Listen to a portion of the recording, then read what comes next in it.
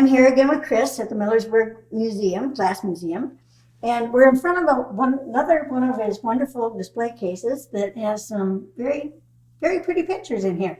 By the way, they all look very similar, but it's interesting when you look closer, you can tell that they have different bases, that they're different colors. There's a marigold and a green and three different looking pictures that are amethyst or purple. So how are these here? These are on loan that Jim Rhoda Auctions has arranged for us to have it on display here, all 5 of these. What's unique, there are 11 of these vases. This is Pictures. The pictures, yeah, and multi fruits and flowers. There are 11 of them known, and we have 5 altogether here. And actually, these are exquisite. These are in real good condition, and the colors and the tones I'm glad to have them here in the Glass Museum in Millersburg. And these will be available at an auction in October of 2020, and but it's an annual. The Antique Festival is an annual event every October.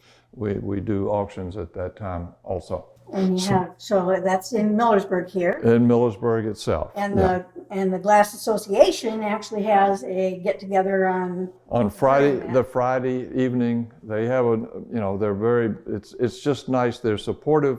So supportive of the Glass Museum. They're so supportive of Millersburg Glass, and we really appreciate it. But this is really it'd be nice to keep them all intact, because how often can you have 11, almost half of a collection intact? Yes, beautiful.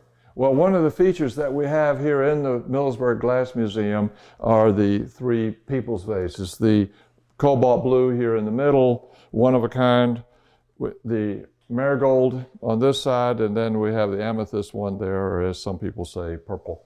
But it's these are been collected within the last few years, and they are the feature item. When we do a tour, this is where near the end point of the tour. We do all the rest of the tour, and we do a guided tour on the weekends.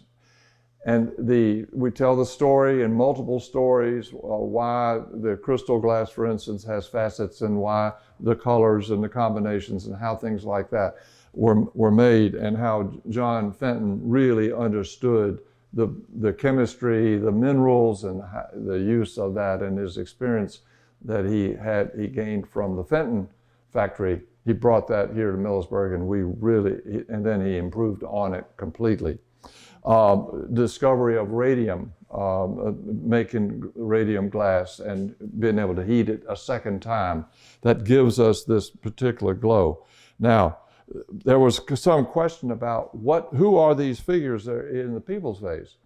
Well, there was one rumor that it was Amish people and they were the model for this, but the truth that we've understood to be is that they are Dutch people, and then when Juliana was born, the baby that was from Wilhelmina and a German nobleman had one child, and it was Juliana, and it was the sole heir to the throne for the Dutch royal family.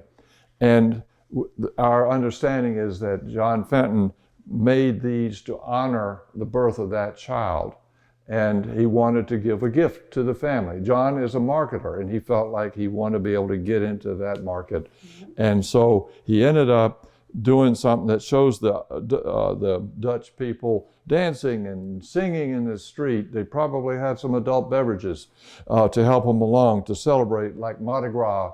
And the birthday, April 30, 1910, is now the anniversary, the national holiday for the Netherlands. And it's because of the birth of this child, Juliana, who became queen. She ended up having 4 daughters, and the first daughter born became a queen, Beatrix. And then now Beatrix had 3 sons, and Willem Alexander is now the king. He also is a pilot for the national airline. but but he'd rather be he likes being king, but he likes being a pilot as much as anything. But that's sort of the story. You know, it's one of the stories that we tell about the people's face, and we are searching for the ownership pattern. Looking for provenance. That's right.